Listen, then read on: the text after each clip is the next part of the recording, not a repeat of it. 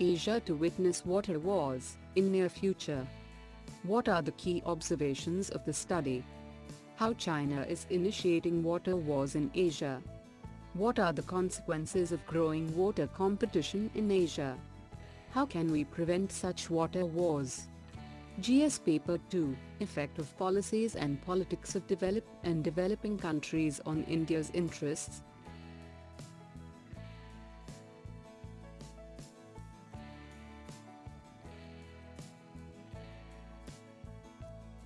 What is the context about?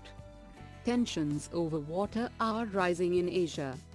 It is not only because of conflicting maritime claims but also due to territorial disputes such as in the South China Sea. The strategic implications of competition over transnationally shared freshwater resources often threaten the safety of sea lanes and freedom of navigation. Key observations of the study. Asia has less fresh water per capita than any other continent, and it is already facing a water crisis that, according to an MIT, Massachusetts Institute of Technology, study.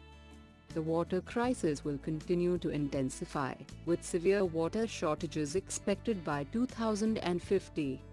At a time of widespread geopolitical discord, competition over freshwater resources could emerge as a serious threat to long-term peace and stability in Asia. How China is initiating water wars in Asia. Already, the battle is underway, with China as the main aggressor. Indeed, China's territorial grab in the South China Sea has been accompanied by a quieter grab of resources in transnational river basins. Re-engineering cross-border riparian flows is integral to China's strategy to assert greater control and influence over Asia.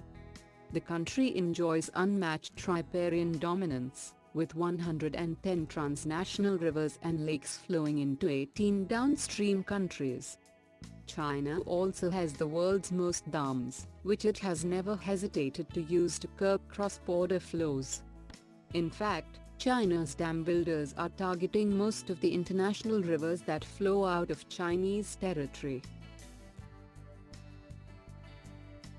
Most of China's internationally shared water resources are located on the Tibetan Plateau, which it annexed in the early 1950s.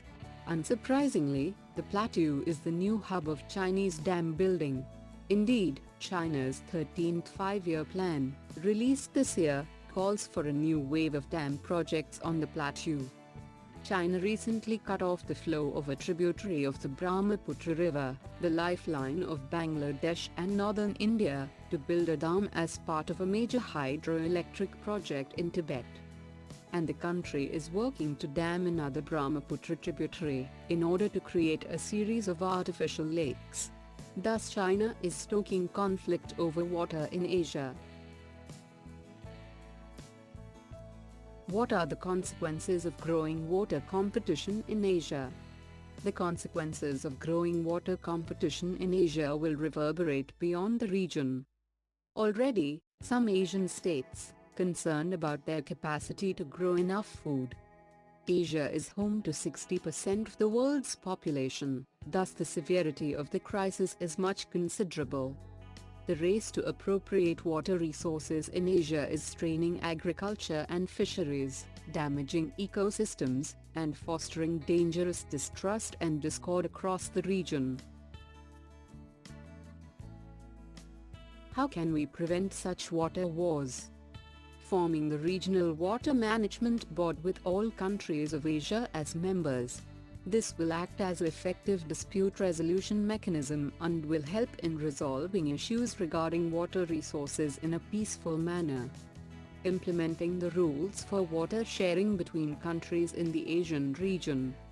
Investing to fund water infrastructure development and increase the capacity and efficiency levels of water utilities, so that demand for water can be met. Governments should maintain their water assets better to ensure long-term sustainability of water supply. New water sharing treaties should be more integrative in scope than they have been in the past, covering domains such as flood control and irrigation,